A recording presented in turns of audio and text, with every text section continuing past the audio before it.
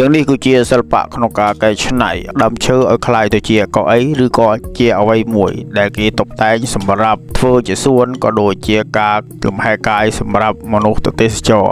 ដោយការតុបតែងដើមឈើទាំងនេះគឺត្រូវបានធ្វើឡើងកាលពី60ឆ្នាំជាងមុនមកម្លេះរហូតមកដល់បច្ចុប្បន្នក៏នៅតែមានការពេញនិយមយ៉ាងខ្លាំងបំផុតនៅក្នុងប្រទេសចិនមានដើមផ្ការុក្ខជាតិនានាយ៉ាងច្រើនម៉ូដច្រើនប្រភេទដែលត្រូវបានអ្នកជំនាញនឹងវិញត្បាញឲ្យคล้ายទៅជាធូ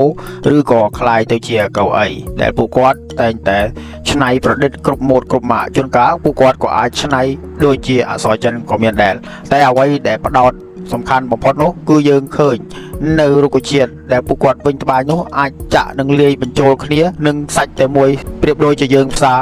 H-stretch ឬក៏ផ្សារ Etosan បញ្ចូលគ្នាអញ្ចឹងក៏ប៉ុន្តែអ្វីដែលគួរឲ្យកត់សម្គាល់នោះរុក្ខជាតិដែលពួកគាត់បានវិញត្បាញនិងចងក្រងឲ្យคล้ายទៅជាសួនមួយទាំងនេះគឺសុទ្ធសឹងតែរុក្ខជាតិដែលមានជីវិតនៅពេលដែលអ្នកឯកទេសក៏ដូចជាអ្នកជំនាញធ្វើការកែច្នៃរួចហើយនោះពួកគាត់ក៏ចាប់ផ្ដើមធ្វើការថែទាំនិងស្រោចទឹកដាក់ជីដើម្បីឲ្យរុក្ខជាតិក៏ដូចជាផ្កាទាំងនោះលាស់និងចេញត្រួយដែលមានពណ៌បៃតងយ៉ាងស្រស់បំព្រងទាំងនេះគឺជាសួនមួយដែលធ្វើនៅប្រទេសចិនដែលពួកគាត់កំពុងតែរៀបចំនិងធ្វើការដេកនិងបង្កើនការទាក់ទាញយ៉ាងខ្លាំងសម្រាប់ប្រជាប្រិយភាពដែលនៅប្រទេសចិនដែលពួកគាត់ទាំងនោះនៅពេលដែលធ្វើការនៅហត់ពួកគាត់តែងតែសម្រាប់វិស្វកម្មនិងទៅលំហែនៅទីនោះផងដែរកាលពី60ឆ្នាំជាងមុនប្រជាជនចិនពួកគាត់គឺជាអ្នករកឃើញនៅការវិញត្បាញនិងកែច្នៃរុក្ខជាតិទាំងនេះឲ្យคล้ายជាវត្ថុក៏ដូចជាអ្វីមួយដែលពួកគាត់ចង់បានក៏ប៉ុន្តែពួកគាត់ទាំងនោះប្រើចំណងចងដោយខ្សែវល្លិតែប៉ុណ្ណោះរីឯបច្ចុប្បន្នអ្នកកែច្នៃទាំងនោះហាក់បីដូចជាមានភាពធូរស្រាលបន្តិចព្រោះអីពួកគាត់មានចំណងចងរឹតដោយខ្សែកុលយាយជ័រសម្រាប់ចំណាប់អារម្មណ៍របស់ admin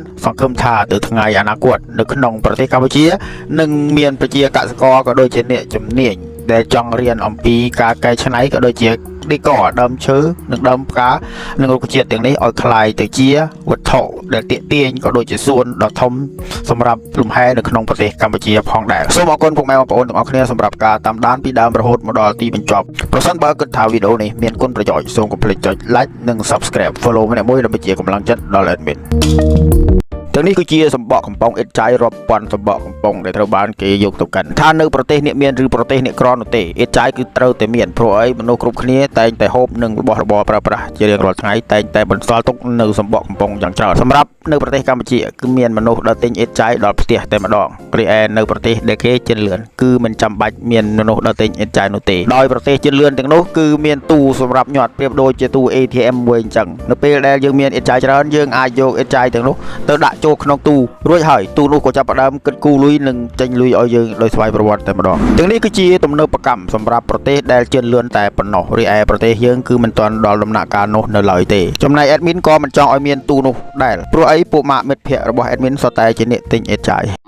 តើអ្នកធ្លាប់ដឹងដែរឬទេការខ្វៀលគោគឺមិនចាំបាច់ប្រើរបងមិនចាំបាច់ចងខ្សែនិងមិនចាំបាច់ដើរតាមខ្វៀលនោះទេនេះជាបច្ចេកវិទ្យាចំនួនថ្មីនៅក្នុងការចិញ្ចឹមគោដោយមិនចាំបាច់ប្រើរបងឬក៏ចងខ្សែនិងមនុស្សដើរតាមខ្វៀលនេះគឺជាកណ្ដឹង GPS ដែលពាក់នៅនឹងកកគោដែលត្រូវបានម្ចាស់កសិដ្ឋានបំពាក់គ្រប់គោទាំងអស់ដោយកំណត់ទីតាំងនិងបញ្ជាទៅលើទូរស័ព្ទដៃតែប៉ុណ្ណោះអ្នកទាំងអស់គ្នាប្រហែលជាមិនជឿនោះទេអ្នកវិទ្យាសាស្ត្របានរកឃើញអំពីការគ្រប់គ្រងនិងចិញ្ចឹមគោដោយការប្រើប្រព័ន្ធ GPS នេះដោយមិនចាំបាច់ដើរតាមខ្វៀលឬក៏ចងដោយខ្សែនោះទេគ្រាន់តែពួកគេបំពាក់កណ្ដឹង GPS ទៅលើកកគោឬក៏កសត្វជៀមដើម្បីការពារនិងគ្រប់គ្រងពួកវាមិនឲ្យដើរទៅណាឆ្ងាយខុសទីតាំងនិងពេលវេលានៅពេលដែលសត្វគោមួយក្រុមដែលត្រូវបានបំពាក់ GPS បានដើរដល់ទីតាំងដែលកំណត់នៅលើទូរស័ព្ទដៃដែលបញ្ជាដោយម្ចាស់កសិដ្ឋាននោះកណ្ដឹង GPS នៅក្នុងកកគោនឹងចាប់ផ្ដើមបន្លឺនិងរោឡើងយ៉ាងខ្លាំងធ្វើឲ្យគោទាំងនោះនឹងងាកថយក្រោយមិនហ៊ានដើរទៅមុខនោះទេអ្នកទាំងអស់គ្នាប្រហែលជាគិតថាយើងនឹងនឿយហត់នៅក្នុងការសាកនៅកណ្ដឹងដែលបំពាក់នៅលើកកគោរៀងរាល់ថ្ងៃក៏ប៉ុន្តែមិនមែននោះទេការសាកបញ្ចូលថ្មនៅក្នុងកណ្ដឹង GPS ដែលបំពាក់នៅលើកកគោគឺប្រើប្រព័ន្ធព្រះអាទិត្យការគ្រប់គ្រងនិងខ្វៀលគោដោយប្រើប្រព័ន្ធ GPS គឺងាយស្រួលជាងការខ្វៀលគោដោយប្រើរបងព័ទ្ធជុំវិញសត្វគោនិងបំពាក់នៅខ្សែលួសធ្វើឲ្យឆក់ដល់សត្វគោនោះគឺជាហានិភ័យមួយសម្រាប់មនុស្សដែលមិនបានដឹងរឿងអីទាល់តែសោះស្រាប់តែបានដើរទៅកាន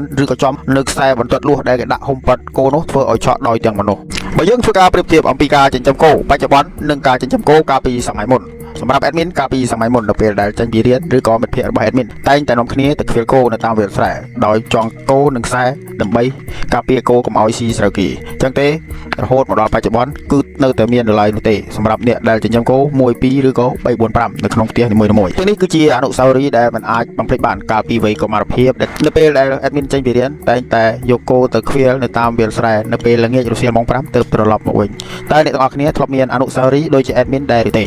រីឯម្ចាស់កសិដ្ឋានចិញ្ចឹមគោនៅប្រទេសកម្ពុជាបច្ចុប្បន្នពួកគាត់ដែលមានគោច្រើនរាប់រយពួកគាត់តែងតែធ្វើនៅខ្សែរបងលួសដែលបង្កប់ដោយប្រព័ន្ធអគ្គិសនីដែលធ្វើឲ្យឆក់ដល់សត្វគោបន្តិចបន្តួចនិងធ្វើឲ្យគោងាករេដើរថយក្រោយមិនជ្រុលដំណើរនិងឆ្លងកាត់ទៅស៊ីអីវ៉ៃឲ្យបានគេនោះឡើយសម្រាប់ម្ចាស់កសិដ្ឋានផ្សេងទៀតជួនកាលពួកគាត់ក៏ត្រូវជួលមនុស្សដើម្បីដើរខ្វៀលនឹងតាមខ្លំមើលគោគ្រប់វិនាទីដើម្បីការពារកុំឲ្យស៊ីអីវ៉ៃបានគេឬនិងគៀងសត្វគោដើម្បីកុំឲ្យដើរបែកញែកចេញពីក្របសូមពុកម៉ែបងប្អូនកុំភ្លេចចុច like subscribe និង follow ម្នាក់មួយដើម្បីជាកម្លាំងចិត្តដល់ admin